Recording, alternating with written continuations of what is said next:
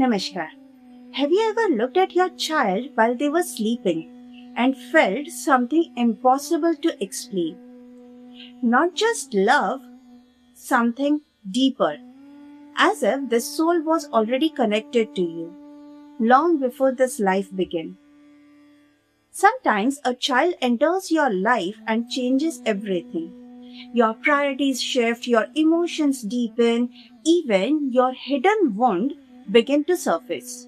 And somewhere in the silence, a question appears. Why this child? Why did the soul come into my life? Was it random? Or was there a deeper reason? Many ancient spiritual traditions say extraordinary. Child do not come to us by accident. In many yogic and Vedantic traditions, the soul is believed to continue its journey across lifetime, carrying impressions, tendencies, and unfinished lessons. In Vedantic philosophy, relationships are often seen as deeply connected to karma, not as punishment but as unfinished energy between souls. Your child is not just someone you raise. They may also be someone who has come to transform you. Chapter 1: The Real Meaning of Karma. Most people misunderstand karma. They think of punishment, bad deeds, and suffering. But spiritually, karma is much simpler. It is cause and effect. Every thought, emotion, and action creates energy, and that energy eventually returns to us, not to torture us, but to help us grow. In many spiritual teachings, life keeps bringing us experiences until our consciousness evolves through them. And family relationships are where these lessons are most intense. Why? Because nowhere else are we this emotionally open. A stranger cannot hurt you the way family can. And a stranger cannot heal you the way family can either. A child does not just enter your house, they enter your emotional world. They awaken your fears, your attachments, your patience, and your tenderness. Sometimes a child reveals parts of you that you never even know existed. Perhaps that is the deeper purpose, not just to raise a child, but to awaken the parent. Chapter 2: Why this child chose you. Out of billions of people on earth, why did this particular child come into your life? Ancient traditions suggest that souls are drawn together through energetic connection. Some connections are loving, some are unfinished, and some are deeply transformative. According to karmic philosophy, souls often meet again and again in different roles. The Brihadaranyaka Upanishad, one of the oldest spiritual texts of India, suggests that human beings carry their deepest tendencies and impressions through the journey of the soul. A person who was once your parent may return as your child. Someone you once struggled to forgive may reappear in a form that depends your total care. Whether one takes this literally or symbolically, the insight is powerful. Relationships are rarely random. Have you ever noticed how some children feel familiar from the very first moment?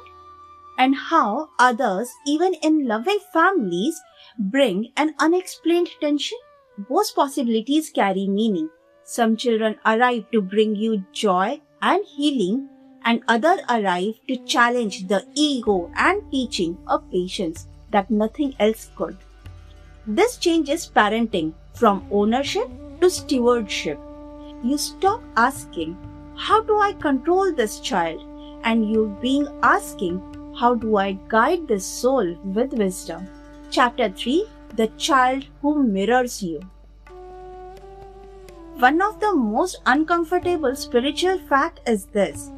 children often mirror the emotional patterns of the adults around them. Not always directly and not always consciously. But many times, what irritates us most in a child points towards something unresolved within ourselves. A child's anger may expose our impatience. A child's fear may reveal our own hidden anxiety.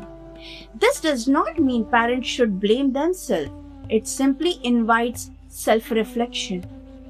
Sometimes the child is not only learning from the parent is also learning from the child. This mirroring is most profound in difficult relationships or when raising a child with additional needs.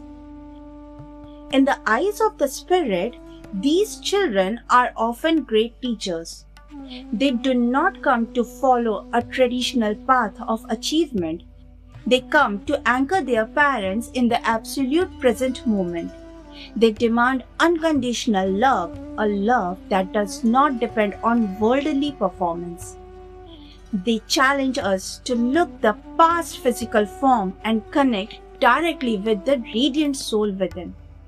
The Upanishads remind us that beneath the changing personality exists the Atma, the eternal inner self present in every being. Chapter 4, Healing Generational Karma. Not every parent-child relationship feels peaceful.